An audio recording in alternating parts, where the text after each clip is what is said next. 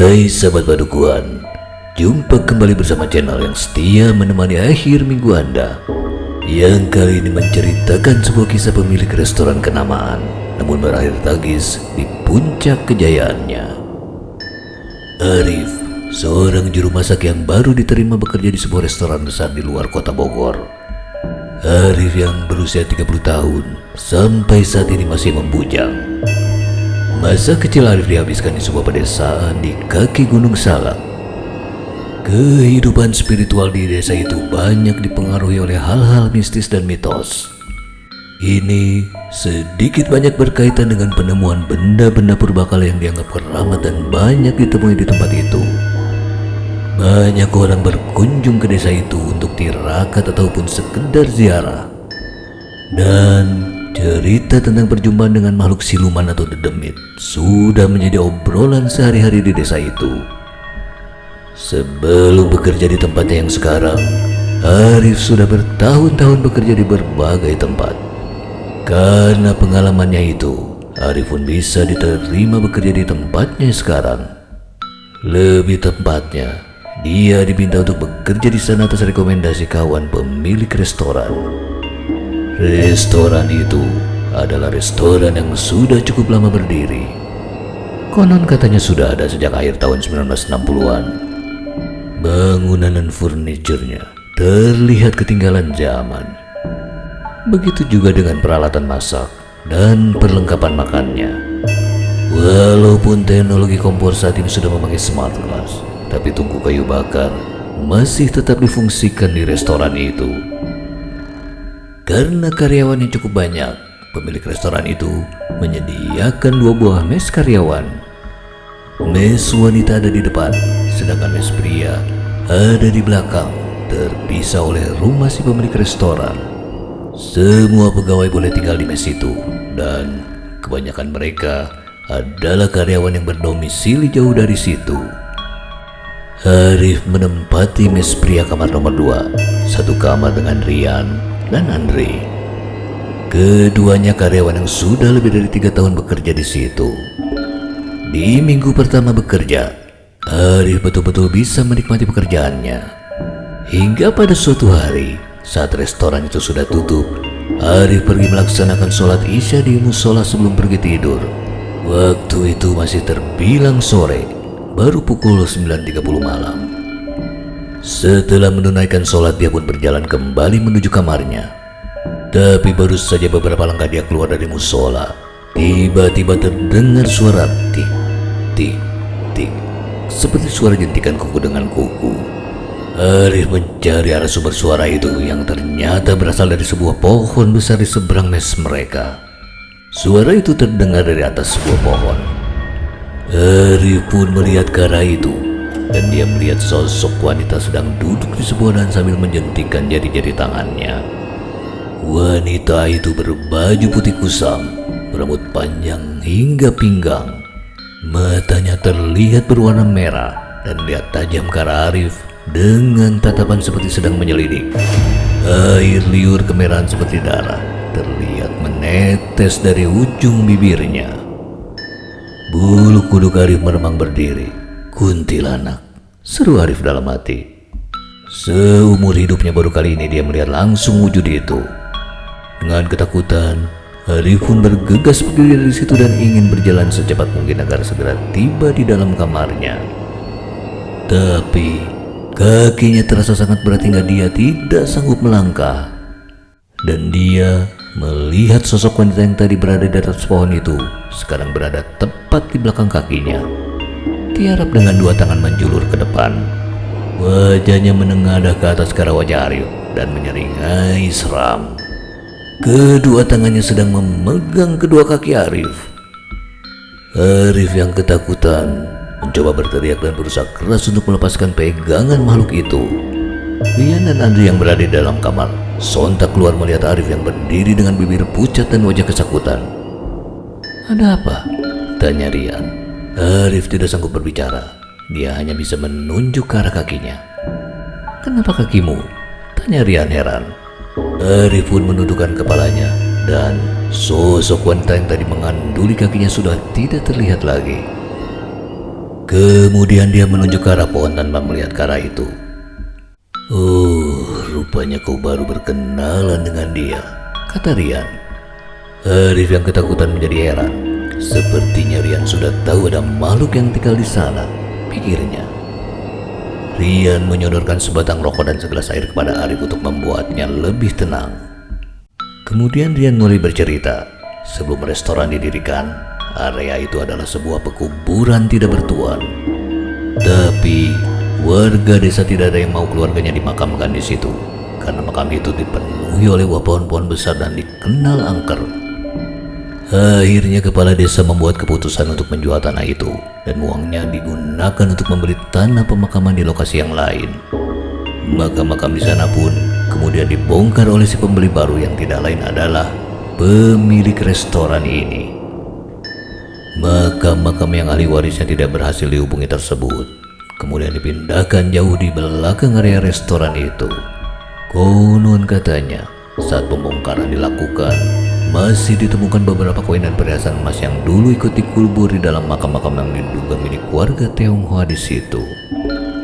Dan arwah si pemilik benda-benda itu kadang datang untuk menanyakan barang-barang milik mereka, baik dalam sebuah mimpi ataupun mewujudkan penampakannya secara langsung. Cerita Rian tentang tanah bekas kuburan di mana restoran itu berdiri sangat mengejutkan Arif. Rian sendiri tahu cerita itu dari warga sekitar yang bekerja di situ dan menjadi semacam cerita legenda bagi mereka. "Kamu tenang saja," kata Rian. "Mungkin dia hanya ingin mengajak bermain. Kadang ada juga yang datang untuk menanyakan barang-barang milik mereka," lanjut Rian dengan santai. "Bermain? Bertemu saja aku tidak mau apalagi bermain dengan mereka," pikir Arif. Pikirannya berkecamuk. Hingga pada pukul 11.30 saat Rian dan Andri sudah terlelap, Arif melihat gagang pintu kamarnya yang terkunci, seperti ada yang berusaha masuk. Naik turun dengan cepat. Arif merasakan merinding di tangannya. Makhluk itu ada di sini, pikir Arif. Dan dalam keremangan lampu tidur tiba-tiba saja dia melihat sosok perempuan berbaju putih sudah berada di dalam kamarnya, berdiri di hadapan cermin kecil yang ada di situ, menyisir rambutnya sambil bergumam dengan suara yang tidak terlalu jelas. "Kuntilanak tadi mengikutiku," seru Arif dalam hati. Arif betul-betul terpaku tidak mampu berbuat apa-apa. Sesaat kemudian makhluk itu berjalan melewati Arif. Berjalan begitu saja tanpa memperdulikan 3 orang manusia yang ada di situ. Dia berjalan menuju pintu dan keluar dari kamar itu tanpa membukanya. Dia berjalan menembus daun pintu. Arif yang terkesima hanya diam menatap pintu itu. Dan tiba-tiba saja sebuah kepala wanita muncul dari balik daun pintu yang tertutup. Wanita itu berwajah kurus dengan pipi dan mata yang cekung ke dalam. Dia menatap Arif dan menyerengai. "Kau tidur di rumahku," ujarnya sambil menunjuk Arif, dan sesaat kemudian dia menghilang lagi di balik pintu. Arif sangat terkejut dan dia ingin membangunkan kedua teman sekamar yang sedang tidur pulas. Tapi niat itu dia urungkan karena tidak ingin kedua kawannya itu menganggap dia seorang penakut. Malam itu dia hanya membolak-balikan badan di kasur kecilnya dan baru bisa tertidur saat suara azan subuh berkumandang. Hari-hari berlalu. Kemunculan makhluk gaib di sekitar situ pun sudah semakin sering. Dan Arif yang semakin terbiasa dengan kehadiran mereka sudah tidak lagi merasa takut dan terganggu.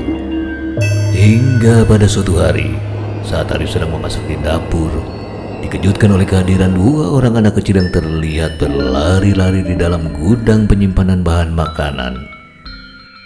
Ini adalah area terlarang.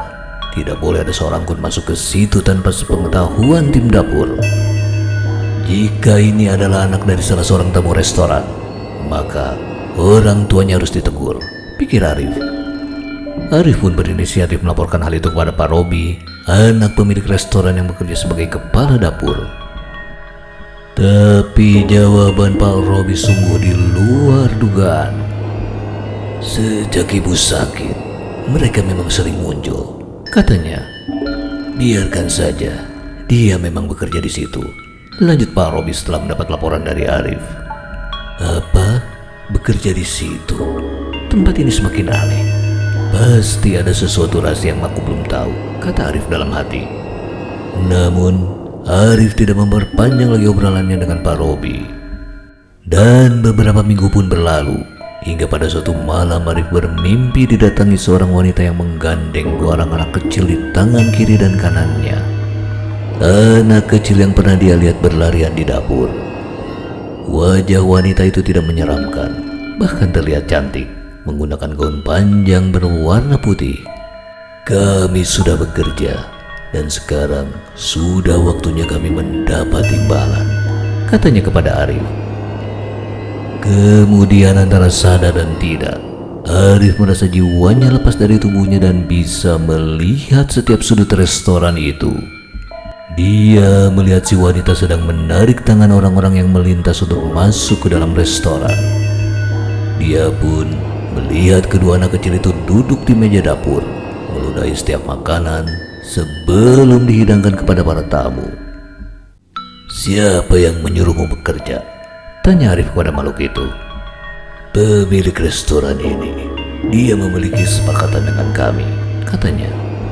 Tugas kami adalah membuat restoran ini ramai pengunjung, dan kami diberi imbalan berupa tempat tinggal dan makanan kesukaan kami. Lanjutnya, kau tinggal di mana? Tanya Arif. Di rumah itu, katanya sambil menunjuk ke arah rumah pemilik restoran. Jin penglaris bukanlah hal baru dalam kehidupan Arif. Banyak rumah makan di mana dulu dia bekerja menggunakan jin untuk penglaris makanan. Bagaimana dengan mereka yang dulu pernah dikubur di sini? Apakah mereka bekerja juga? Tanya Arif. Tidak, mereka punya kehidupan sendiri. Tapi aku yang menahan mereka agar tidak mengganggu, jawab si wanita itu. Tapi mereka menggangguku, kata Arif dalam hati. Seolah bisa membaca pikiran Arif, dia berkata lagi, saat ini mereka aku biarkan, hingga nanti aku diberi imbalan lagi, ujarnya. Dan tidak lama kemudian Arif pun merasa seperti didorong untuk masuk kembali ke dalam raganya yang sedang tertidur. Arif bangun dan langsung duduk di atas tempat tidurnya. Keesokan harinya Arif pun langsung menemui Pak Robi. Semalam saya bermimpi didatangi seorang perempuan dan dua orang anak kecil, ujar Arif membuka pembicaraan. Dia mengatakan bahwa sekarang sudah waktunya mereka diberi imbalan, lanjut Arif. Pak Robi terkejut mendengar ucapan Arif, tapi dengan cepat dia bisa kembali bersikap tenang. Dulu, saat restoran ini baru didirikan, hampir tidak ada tamu yang mau datang ke sini, ujar Pak Robi memulai cerita. Menurut orang-orang, tempat ini terlihat gelap dan menyeramkan. Berbagai upaya sudah dilakukan, seperti menata ulang restoran, memasang iklan di radio dan koran, membagikan brosur, memasang spanduk dan lain sebagainya. Tapi itu semua tidak menolong, katanya. Restoran yang baru saja dibuka ini terancam bangkrut, lanjutnya. Kemudian ayah dan ibu berinisiatif memanggil Mbak Karto, seorang dukun dari kampung ibu di Pekalongan, untuk mengetahui apa sebetulnya yang menghambat tamu-tamu untuk datang. Tambahnya, saat datang kemari, dia terkejut dengan banyaknya makhluk gaib yang ada di sini. Makhluk-makhluk itu bukan kiriman orang, tapi mereka sudah lebih dulu ada di sini, ujar Pak Robi. Mbak Karto pun memberi saran kepada ayah dan ibu untuk memelihara jin penglaris yang kuat. Selain untuk menarik tamu, jin itu juga bisa membuat makhluk-makhluk yang sudah ada enggan menampakkan diri. Tapi karena ayah sering bepergian keluar kota, maka jadi tugas ibulah untuk melakukan ritual rutin setiap 6 bulan sekali. Selain menyiapkan berbagai macam sesajen, Ritual itu selalu diakhiri dengan menyembelih seekor ayam jantan besar. Mungkin betul yang dikatakan makhluk itu kepadamu. Sekarang sudah waktunya dia diberi imbalan. Karena sudah beberapa bulan ini ibu sakit, jadi belum melakukan ritual itu lagi. Dan ayah sudah meninggal karena kecelakaan beberapa tahun yang lalu. Tidak ada seorang pun karyawan di sini yang tahu tentang cerita itu. Sebaiknya kau rahasiakan agar mereka tetap bekerja seperti biasa, ujar Pak Robi menutup cerita.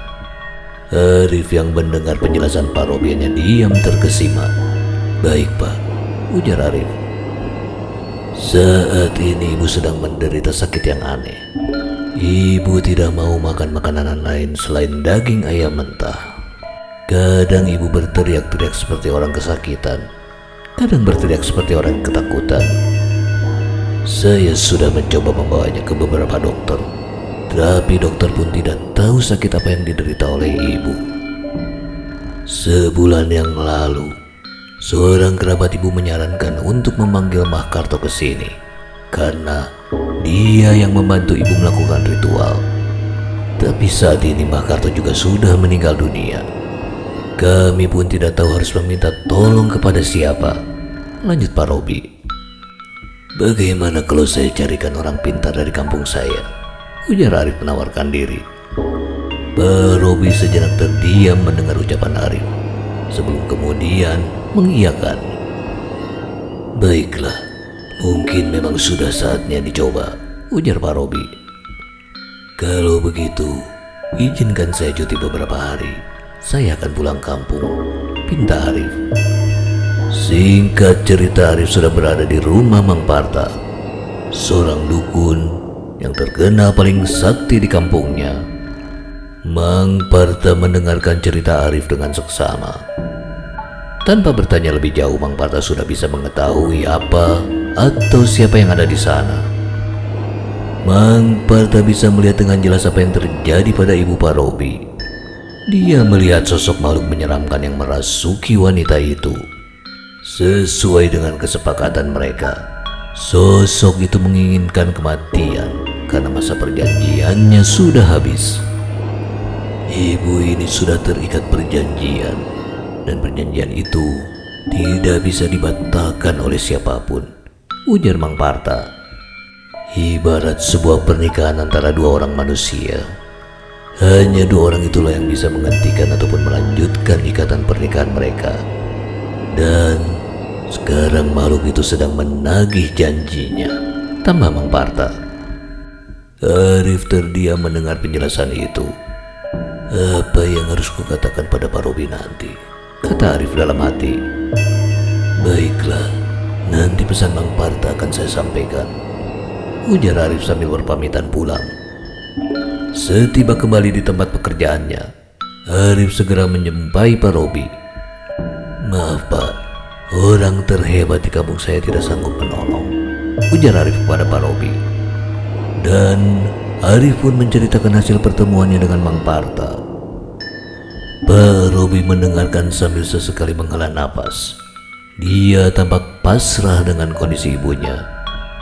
Pak Robi menyesali perbuatan ibunya yang melakukan pesugihan, tapi itu semua sudah terlambat. Terima kasih sudah memberitahu saya.